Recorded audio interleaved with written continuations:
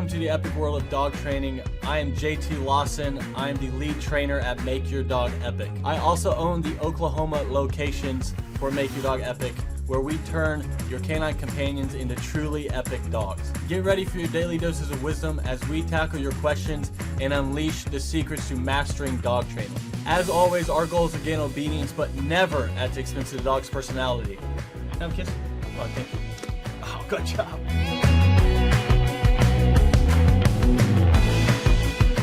Can I have a kiss? Oh, thank you. Oh, let's try again. Oh, what? Yes, yes, yes, and yes.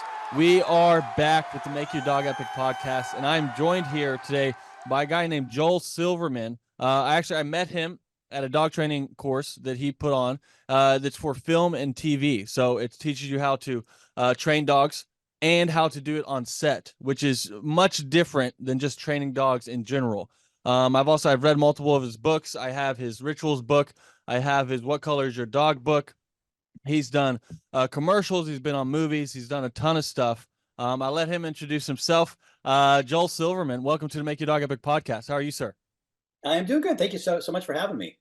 Yeah. Well, I am super pumped to have you. And basically, what I really want to cover is first, how did you get into, tell me about your history and how did you get into dog training and where'd you kind of start? So basically what happened was I had a dog when I was like about 12, 13 years old. Her name was Shadow that I trained. And I just trained her on my own as a kid, and stuff.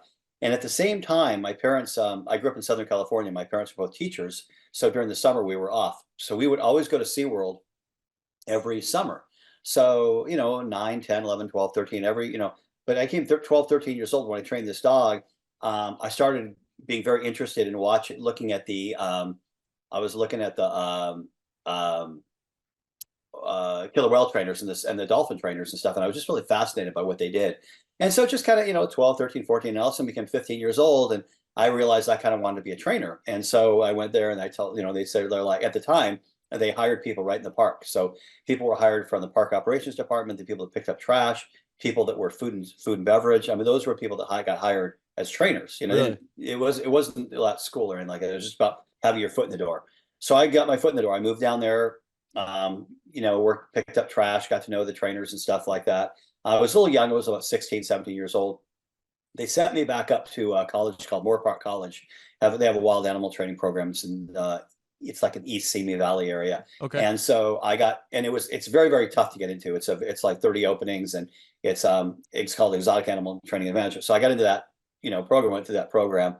And as I went through that program, I started meeting some people as I was getting ready to graduate that were doing one of the guys that had graduated, went to do the show at Universal Studios, do the animal show.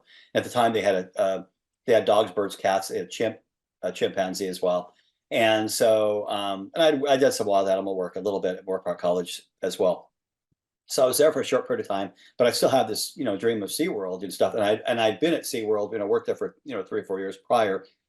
They hired me. I went to work at Universal for a short period of time. They hired me. I went to work at SeaWorld. I was there for about 3 or 4 years. At that time, I spent a lot of time working with marine mammals, killer whales and stuff. You see the pictures in back of me with the killer whales and stuff.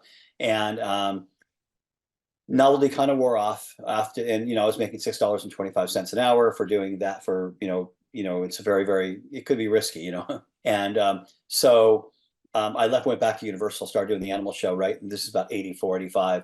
Okay. But before I did that, I think I was there. And then once I was there, I went back to work with marine mammals just for about 2 years. I worked for the company that we contracted all the dolphin shows to Six Flags parks all over the United States.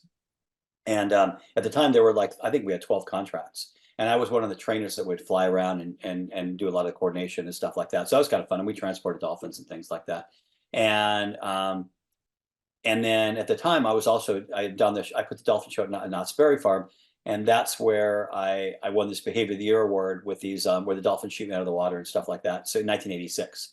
And so once I left there, went back to training animals, movies and commercials. It was about like 86, 87 probably. And that's what I started doing the movie and TV work and stuff and TV series. Empty Nest was like a big credit of mine in the late 80s, actually. And then we were a spinoff of Golden Girls. A lot of people don't know that. And then at the time that I was doing Empty Nest, because of my experience performing in front of people, we shot in front of a live audience, like 300 people. And a lot of times there were wardrobe changes, and they needed to fill in the time. They had a guy there that was a comedian that was always like kind of talking to the audience, but they had me work the dog, so I'd work the dog in between, and then I would talk to people. When it was somebody that was there, one year I was there, they were like, "Hey, listen, we want to do a video, and we want you to come out to Salt Lake City, we want Provo, Utah, and do this video because we do it's an infomercial, and we want you to be in." Oh, long story short, so it was called the Hollywood Dog Training Program. So if people Google that, you'll see that video. But we had shot that video was shot in 1989, I believe, and they still sell it on eBay and stuff like that. So that's my very first video that I did.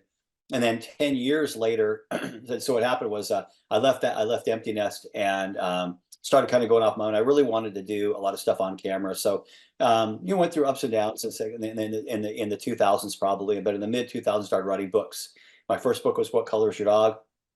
Then I did a follow-up called More What Color Is Your Dog? Which we'll talk a little bit about probably. And then did a book called Take Two, Training Solutions for Rescue Dogs as well. Those books really dealt with the training. And then I got into another book, which is called Bond with Your Heart, Train with Your Brain. It's really a self-help book for parents, teachers, managers, and supervisors. It talks about the similarities between really, really good trainers and really, really good parents and good managers, because it's all a lot of empathy and putting yourself in other people's position, whether it's a dog's position or another person's position. It's that golden rule, basically. But it's a pretty cool book. And my last one was Rituals, which came out about 3 years ago, and as well. So got into doing books, and then I think about really what happened was like in I would say and anyways from 1997 to 2014, we all fall into different categories doing movie work and commercials. So during this entire time, I've always been a movie animal trainer. But IMSA called me up to do I did a commercial for them in 1997, and I developed a relationship with the agency, and that agency would call me directly for 17 years. I mean, for 17 years, I did like almost all of the IMS commercial, national commercials, print ads, a lot of stuff for Japan and England and stuff like that. So it was a really, really good run. I probably would still be doing it, but they had got bought by Pedigree. They got bought out by Mars. I'm sorry, 2014. So and then in about 7 years, so I launched these dog trainer certification courses, and I really kind of kicked myself because I really wish I would have done that a long time ago, because I really enjoy teaching people. But I certified about 450 people. We do a basic and we also an advanced course. And then about 4 years ago, I did launched this dog training workshop tour with Larry Crone and Jay Jack, two guys, really, really awesome trainers. And so I kind of created that whole thing because I met them at a national conference I was speaking at. And so we go out about 6 times a year. That keeps me pretty busy with those guys. And then about 2 years ago, that's where I met you. We launched a film and TV course. My buddy Brian Renfro, who actually I don't have to train dogs from a long time ago. We launched that course a couple of years ago, and it's been going really, really good. And we'll talk a little about that as well. And so as of right now, at 65 years old, I live in Florida. I make my money really being on the road, so six times a year with Larry and Jay, and then 3 to 4 times a year with Brian, doing the film and TV courses. No, that's awesome. Yeah. And you're super busy. And I'll show this real quick, because this is where I met you, is at the dog training for film and TV course. And Right. just for people who want to sign up, that website is joesilverman.net, and that's where you want people to go. And then and then you can go to workshops, and you click the film and TV course, and you have one coming up in Dallas, April 22nd and 26th. Yeah. We're gonna be there in like 2.5 weeks, basically. Oh, that's awesome. And you have a couple spots open? Is that We have 2 spots open. Yeah, we actually have 2 awesome? spots open. Love to fill the 2 spots. We're looking for people that just basically, hey, if you train dogs, even if you're not a professional dog trainer, but you train dogs, you have a trained dog, and you're looking to be a movie and TV animal trainer. The whole point is we're going to places other than LA, because the bottom line is there are production companies all over the world, all over the United States, and all the different cities. And we show people kind of how to set up their own business, and most importantly, do a lot of practical training. And because a lot of the training that people do with their dogs is just very different than what we do as movie animal trainers. You went through our course, and everything we do is very horizontal. A lot of things that people do is very vertical and stuff like that. So it's a lot of fun. So I appreciate you promoting it there. Yeah. Well, there's a ton of differences, because I come from the dog obedience world. But that world, even though it's still dog training, I would say it's so different. Mhm. because you have to on the spot sometimes teach a new behavior right then. So Mhm. you don't always have weeks or months or years or whatever to prepare with this animal, Mhm. and sometimes it's not even yours. And you've also worked with not just dogs. You've worked with multiple different animals. Mhm. Tell me about that. How many different animals or have you worked with, and what would be your favorite? Well, I've worked with, I mean, I've worked a lot of different types of birds. I tell people all the time, it's not just one bird. I mean, I've worked with pigeons. At the time that I was, there's a company I was working with called Birds and Animals Unlimited. When I first started in the 80, after I left, the guy that I learned from Universal Studios' name was Ray Berwick. And what happened was there was a guy named Gary Giroux that worked for Ray in the 70s, late 70s. Gary went off on his own to build a company called Birds and Animals Unlimited, which is one of the largest film and TV suppliers and trainers in the business. They have really good trainers. And I worked for Gary. So Gary did Homeward Bound. He did, he does a lot of Disney movies and stuff like that. And they really good guy. And so so that's where I'm sorry. So that's the question, guys. I went off on a tangent. So the question was how many different types of animals? So Gary, working for Gary, which kind of got me into it, is that Gary's a really good bird trainer, and we supplied birds. We um, we had pigeons. Okay, these Okay. different colored pigeons like black. We trained pigeons to fly from point A to point B, groups. We had the only pigeons at the time. These pigeons were working all the time. I mean, they were constantly working. And we were down in Orange County. We had an area down in Orange County. He has a really nice facility down there, and then we had the pigeons down there. So, but we would go. I mean, the pigeons just alone would work a lot. But we had ravens. Ravens are incredibly smart.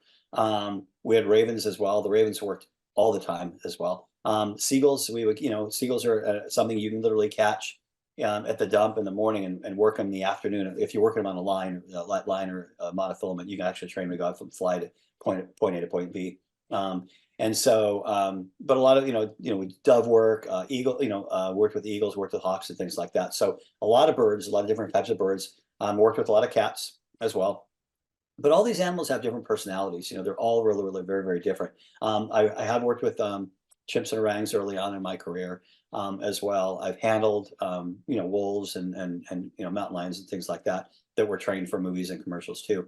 I wouldn't consider myself like a really, really great trainer of those animals Sure. and stuff like that, but I've handled them. But then of course marine mammals. Dolphins, sea lions, a lot of different types of California sea lions primarily. And then North American river otters, and then river otters. This is at SeaWorld. Those are the animals that normally in those shows. And work with penguins. We had actually penguins. I worked for Gary. We also had penguins. Gary Giroux. We also had some penguins as well. And then of course killer whales. So and dolphins. And the different types of dolphins. Pacific white-sided dolphins, which are smaller ones, which are kind of like black on top and white on the bottom, and they have Okay. like a blunt nose. They're considered a porpoise, really. So and then Pacific and Atlantic bottlenose dolphins, and then Pacific white-sided dolphins. But the killer whales are for sure my favorite animal of all the animals. I just want to throw out all the animals out there, but killer whales are for sure because they're so powerful, and they're so when you have a relationship. We talk about in dog training, people just don't realize that unless you get to know one of these animals, that when you can have a relationship with them too. And Yeah. I know there's some people that are just like, I mean, as they're in captivity and things like that. But people need to realize that whether they're, you can all agree or disagree whether they should be in a captivity or not. But the bottom line is, I always tell people, the animals I was around and the way I had a relationship with them, they loved doing what they did. They Yeah. loved the relationship. They liked to work. And they would just lay on their backs and stuff like that, and just rub their stomachs and rub their under their pectoral flippers where it joins right back, almost like their armpit. And they love that area too as well. So it was a really, really, it was a very, very cool thing. There's a lot of stuff that you just don't see. So I always like to explain to people that, because we spent like 5 or 6 hours a day in the water with these animals. Yeah. When I was there.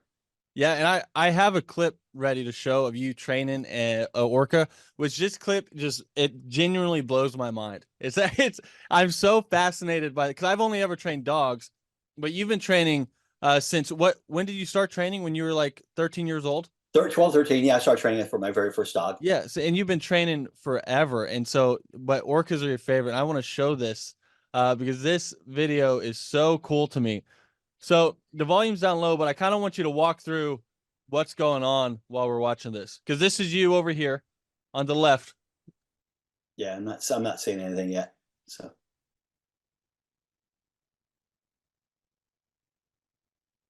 I'm not seeing what you're seeing. Oh, you're not seeing it? No, Let's see no. here. Oh, there we go. There Okay, we go. cool. Now we got Okay, it. cool. Yeah, on the left Technical right there. Yeah. difficulties. So this is you on the left. Left hand side. Yep, yep. That's me. And that's a killer whale's gonna do a backflip right there. We did his backflip, which is basically I think it was like the only backflipping killer whale I think at the time. And so that was pretty cool. That is so cool. Yeah, it was pretty neat. And then what's gonna happen is I'm gonna go in and we put a harness on that does like a hoop that doesn't it only goes to a certain area. It go Yeah. on the whale. So and then I go under. Well, here we go. Okay, cool. Put in the water. You get on top of the whale. You got to take a breath because you're going to go all the way down to the bottom. It's going to take you 33 feet down in about 2 seconds. 2 seconds, I'm going to be down. Oh, they go 33 all feet, the way down? all the way to the bottom, and she slows down, and then you wrap your feet around her dorsal fin so you don't flop over. So my feet are wrapped around the dorsal fin. Oh, I see and that then, now. And you got to hold, kind of like use your arms as a shock absorber a little bit there. And then you come down. She's going to go along the bottom. Your back almost goes along the bottom there, rubs your back almost along the bottom as she comes back. You got to hold your breath a long time, that last one there. And there you go. That's cool. That is so It was cool neat, man. That was a great show. That was a solid show. That was a great. There were some great whales. That was a great whale. That whale's name was Candu. That was the one of the best, one of the smartest animals I've ever worked with in my entire life. She was incredible, incredible animal. That's got to be such a cool feeling going that fast. Because you said she's going 33 feet down in like 2 seconds. Well, And 2 seconds, and then the problem is a lot of guys had sinus problems because even though you breathe out of your nose, you feel this cracking. So what happens is you're breathing out of your nose, but water is going filling up your sinuses, and so and then in the evening, like when you'll lean over, all this water would just come out of your nose. It would just be like out to dinner and stuff constantly. And some really? people got some sinus infections too. Yeah, because though it's nobody could ever like explain like if you go to a doctor like because nobody ever has been on the back of a killer whale that will take you down 33 feet like in 2 seconds like that, you know what I mean, especially when you take your first breath and you go back down. I mean you're on the bottom in like a half a second. It's like boom, so and they're so strong. I mean you just feel. I was going to tell people that people when you go under, it's really cool because we have the audience. That stadium holds like 4,000 people, 5,000, and so what happened was there's this lot of crowd. And then as soon as, it's a summer day, we're doing like 6 or 7 of these shows a day. And it's just really weird because when you take a breath and you go down, you see the glass plane, the panes of glass kind of going up, you just take a breath. Because I always open my eyes underwater anyways. But it's just this really kind of peaceful feeling because you're just away from the crowd and away from everything. And then she goes to the bottom and she stops. She like stops on the bottom for like about half a second. And then it's like boom, boom. And then they fluke. Like to feel the power of a fluke that flukes like, I mean, nobody will ever know. Like very few people that are living have done what I've done. You know what I mean? And to feel that power is like, I mean, amazing, absolutely incredible. It's so cool to me. I'm genuinely fascinated. Like I could talk to you the whole day about killer whales. But I'm going to show one more clip about them. And then because this is a dog podcast, I'll switch back to dogs. Yeah. But I'm so fascinated by your life story, the killer whales, because you've done so much. And so let me show this. Are you seeing it this time? Yeah. Awesome. Now, this is a part of the show that these guys created. That I would love to say I trained this stuff. But this stuff was all pretty much done when I was there. So I was just trained, worked the whale, kept the behaviors up. But got it. This is stuff where you go in the water and the whale just kind of mimics a lot of what you're doing and things like that. And it was really, really cool. But this whale's name was Candu, and she was a really, really great, animal, and really, really cool. Just had I liked her because she had just a great working attitude, and stuff. And just this behavior here is the hardest thing to do because you got to stay between the blowhole and the pectoral flippers. And it's like really, really, you got to be really, so really super cool. careful. Yeah. Or the blowhole and the dorsal fin. I'm sorry. But you just, that is so cool. Yeah. I mean, you fall off. I mean, they're not, I mean, killer whales are funny because they're like, especially if it's not their fault. They're sometimes they do have a little bit of an attitude, and they get pissed off if you fall. So you got to be careful, They do because they know it's not their fault. This is pretty cool. This is neat. Yeah, just your feet and her fluke. then get back at my feet are on her pectoral flippers. Now I just pat 3 pats on her head goes fast. So 3 pats, she'll go fast. Watch this, 3 pats, 1, 2, 3, boom, she goes really fast. That's it. And then I go down here, put my feet in the air, and then she'll follow that with your feet, your flukes. And then you come That is back. so cool. And this is a behavior change. So now you're back on your back. So she just knows to pick you up. She'll slide, she'll turn over, pick you up. And now you're good. Now she's there. She's going to go to that part of the pool now. You'll lean over, wave, do the little waving thing. Always weak with that. Her weak one, left one weak. You lean over. She'll. That's on your cue. Put your head down there. She'll spray you, and then I'm doing my feet, and then she does her flukes. Actually, you don't really see her. There is her fluke there. Yeah. And then you shake her tail, shake her tongue. Yep, very cool. We go off, and we go down here. And as soon as I touch her nose, now she's going to go parallel. I'll put my head in my mouth. That's right, crazy. And then now we go down here, and now you just kind of sit on her nose, and she goes up. Oh. The audience would love that stuff. The audience thought that was hilarious. That is hilarious. Yeah, That's awesome. Yeah, it's like funny. Yeah. So, anyways, they give her a cue. Then she takes off now. So she's going to do a sighting bow in that corner, which you don't see. She does a little biting. So she sees where I am. She'll jump out of the water, and then she'll come back down. I'll hit the water. Boom, she'll jump over me. Comes back down, and she'll do another sighting bow in another corner. She'll jump out of the water again, so she can see where I am. That gives her a chance to see where I am, so she doesn't land on me. And then we go back one more time. Boom, and now she's going to go pick me up. It's pretty cool. Watch her come. Look at, you can see like comes, just boom, just comes and picks you up right there and takes you right back. That's it. That is so cool. Yeah. That is awesome. Yeah. So how I mean, that's got to be a crazy. I mean, the one earlier, I used to say whenever I watched it the first time, and this might be a rational fear or irrational fear, when you are holding on, so you put the harness type thing on, and then she goes down. Are you ever scared she's not going to come back up, or what? Or how does that? Yeah, I don't know. Like I tell people always ask me about that. They always like, well, you go to the water, you're scared.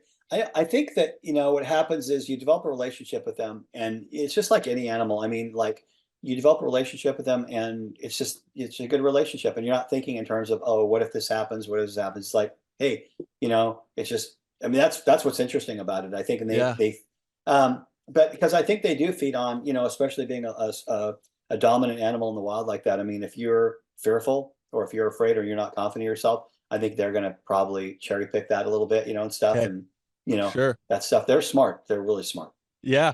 Dolphins too. Dolphins could be that same way too. And dolphins could be aggressive. I mean, we've had some dolphins at SeaWorld I think they did more damage than other animals, to people, so. That's hilarious. Well, now as it relates to dog training or training in general, where do you think most people like get it wrong? Like, where do you think people's biggest hiccups when it comes to dog training or any animal training? Where do you think they get it wrong? I know I have my thoughts, but I want to know yours. Oh yeah, oh totally, absolutely. I mean, I've said it over. I say it in my books all the time. The similarities between marine mammal training and dog training are about the bond and relationship. Every animal that I work with, even it's a bird or a cat, something that's primarily food motivated, I still develop a relationship with them. When you have a social animal like a marine mammal or a dog that you can develop a relationship with and develop a love and a bond with, it drives your training. It helps your training. Okay. Understanding that, if you don't know the animal and you start training the animal before you have a relationship, number one is there is no relationship. Okay.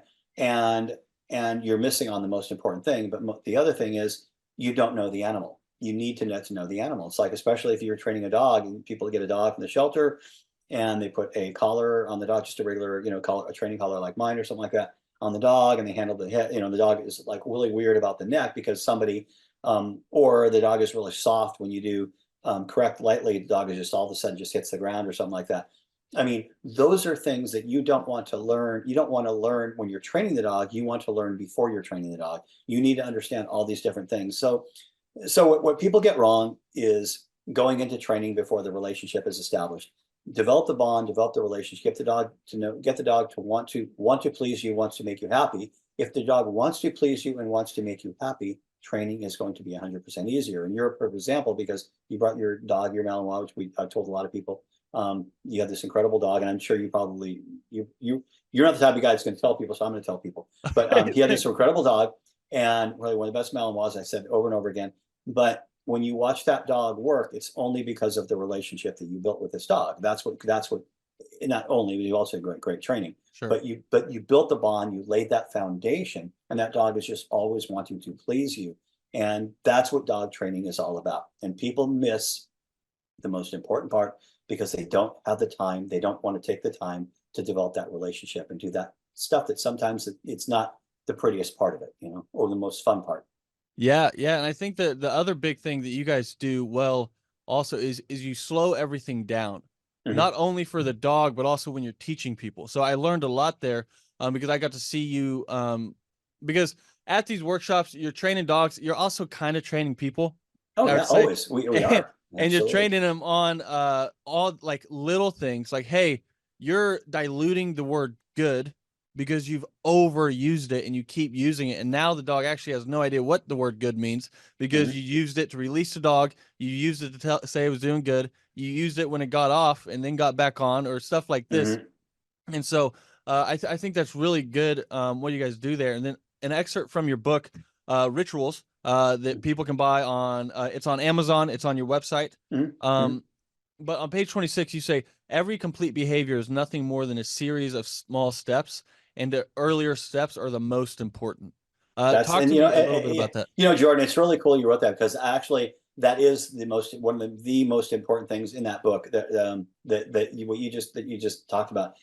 And I said it before, everybody wants to go way too quickly. You saw at the event that we do, Yeah. whether it's movie, you know, whether it's my course that I do for, you know, my certification courses, the basic and advanced courses, or whether it's the film and TV, or whether it's an event with Larry and Jay. Um, what I see so many times is people they don't want to spend the time with those early steps. They don't understand that we break a behavior down into small steps. We work one behavior at the time, part of it at a time. When it's complete, we move on to the next one. You have to know when to move on to the next one. You have to know when to, if your dog is having issues, regress to the last one, or you have to know when to maintain and just build that level and just have that good consistent level before you go to the next level as well. And people get it wrong, and people just go and they want to move too fast. And a lot of people don't realize, and the reason I talked about that as well is that the reason we talk about it is people want to go to, you know, these next levels, and these early stages, the foundations are the most important part. I tell people all the time, if you're training your dog to stay and your dog is in an elevated area, and you've trained your dog to sit and watch you on that elevator, and we've already got, okay, he's great, he's all good for 20 seconds, he's watching you great, and you start stepping back. When you start stepping back, when you take that first step back, it's when you take that first step back and that dog wants to come to you and you start going back even further and further, your dog didn't jump off because you went further and further. Your dog jumped off because you took that first step back. So the point is, if you can rock back and teach the dog, and desensitize dog, you rocking back on that first step.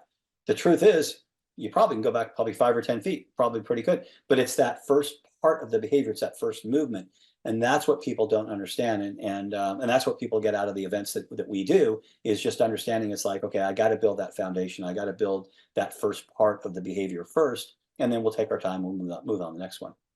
Yeah, absolutely. I like to think about it like when I'm training trainers, I like to tell them, imagine what the dog's seeing. So, because dogs seeing pictures, right? So Mm-hmm. if you're, especially with the word good, I'm glad. I mean, you talked about that a lot at the event, and other stuff. But if you're, let's take place like you're talking about it. If you place the dog, and you know somebody's walking back, and they've used good over and over and over to break the dog, and now they're saying good, good, good while they're doing that, or they're like stay, stay. You're revving the dog up, and Mm-hmm. you and Brian Renfro, you guys do such a good job, but you're so intentional about your tone and the words you use. What would you say about that as one of the last things, and then I'll wrap it up for you. Okay, yeah. The one thing I would say is that I tell people, make a statement out of question. Make a statement out of question. And it's exactly what you just said. If you go to agility places, I tell people in all my courses, I say it over and over again. If you go to agility places, everything is ready, ready, ready. And that's what they do because they want to build up that drive. They want to be, and even if you're training your dog for PSA and things like that, that's what you want to do. What we do is totally opposite. Okay. So the last thing we want to do is we don't want to go ready because we want the dog to understand. It's like, I want the dog to become natural, not the dog to get all excited. So we do the opposite. Yeah. And And then we go do the ahead. opposite. Yeah. Anyway, and the second part of that you were saying, the second question you were asking about, I was just the intentionality about your tone and the words you use is what oh, I was okay. talking about. Okay. Yeah. Yeah, exactly. And so what we want to do is we want to keep everything neutral. That's the word that's what I want to mention. Yeah. Everything is neutral. It's like sit, stay, just in the same tone of voice. Sit, Yeah. lie down, head down. And if you need to put a little bit of pressure, it's like put your head down. That's all we're doing. It's like we're just basically saying head down. If he doesn't put his head down. It's like, whoa, it means something. But again, we're not yelling at the dog. We're just Correct. basically, and that's what people, and then the other thing you said real quickly, I use the word, I'm working on a sixth book as Nice. well. It's yeah. And anyways, and one of the things we talk about is knowing when to progress and regress and stay neutral and things like that. And I think that's what is really, really super important. People want to be really careful about not diluting things. And Yep. you do a really good job of talking about the good. And if you're saying good, you want good to mean something. It doesn't mean anything if it's said over and over and over again, you know? And Yep. and the other thing too is the fact there's a lot of people that use what's called the implied stay, and they say, well, it's implied. Well, I still don't get that. I'm like, a lot of people use that implied stay, I think, because they were with people that either screamed at the dog saying stay, or they use stay as a drug and they never got off the stay. They never got off the stay. But the truth is, if you can use stay as a crutch early on and help the dog, it's something you could fall back every once in a while with some of these other behaviors. What you saw what we do, even train our dog to stay, and we said we may have used it a lot in the first 3 or 4 days. Well, we don't say it very much anymore, but we used it as a crutch. It's like a drug. Okay. But when you have that foundation, now when you're training your dog to put his head down, stay. Dog's like, okay, cool, I got to stay. I know what this word is. You know, on your side, stay. Head down, stay. Head up, stay. Stand, stay. Bow, stay. You could start doing those things and laying those in there because in that stay, the truth is, and J Jack actually told me that that stay really becomes almost like a good. It really becomes a kind of like an intermittent marker, you know. Yeah. So that's something to remember too. Yeah. And what I want to show is because this is I'm going to show your Chase commercial, Mm-hmm. and because this is essentially what you're teaching at these conferences, right? Mm-hmm. Is how to teach people how to get on set, do these commands, how to deal with the film directors, how to deal with the Mm-hmm. pay, how to deal with finding people, how to build connections. I mean, Mm-hmm. you cover so much in that week-long thing. But I want to show this real quick, so I'm going to share this screen. And this is a commercial you did for Chase. Yeah, it was Chase Bank. Yeah, huh? Yeah, a couple of in 2000, I think 15 or 16, I think. Gotcha. Well, I'm going to play this here so people can see because I think this commercial is just awesome. Yeah, they want to show kind of like the training of the dogs initially, how's their training, and then of course the finished product. So so we're showing the train now. That now we got a little distance and stuff, and now all of a sudden, yeah, yeah, it was cool. That was a great. It was a shot that in New York City, about there, right there in New York. City. That was my dog Duchess. That was her, and she's no longer with us. But yeah, that was a great. It was a great thing. Yeah, I'll Really, show really that cool. one, and I'm going to pull your website back up. So if people want to go to your conferences, and because this podcast will be on a website forever, so you keep doing these, and you also have other conferences, and you're coming out Yeah, with yeah, a new book. we're doing actually, to be honest, with you, with people listening in different areas, we just finished Maryland. This is our second one in Maryland. We're going to be back in Maryland next year. We're already going to Nice. do that. This is for the film and TV. We're going to be in Ohio. I believe it's going to be either later on this summer or fall. We're going to be in Ohio. Okay, we're going to be in Dayton area probably. We're going to be back to where you saw us in San Jose probably later on this year as well. And then so we know for sure those three places between now and March of next year, we're going to be back in Southern Ohio. We're going to be back in it'll be Southern Ohio. It will be Maryland, and it's going to be San Jose. That is awesome. So I suggest people Then genuinely need to do after this. this one, yeah. Yeah. Yeah. Well, Yeah, no, I really appreciate Jordan. Yeah, but anybody's interested, and if anybody have any questions, go to my website, send me a message, whatever. If you're there's that contact link right there, and just fill out the form, and you can any questions you guys have, then just ask us, before you sign up, and see if it's right for you. Awesome. Well, I appreciate you, sir, for coming on to Make Your Dog Epic podcast. I'd love to have you on again soon. I Yeah, I get so much knowledge every time I talk to you, and your life is so interesting because yeah, there's so much that you've done, and it's generally like each animal I'm interested in because I really like they're so different, but they're so similar in ways, yeah.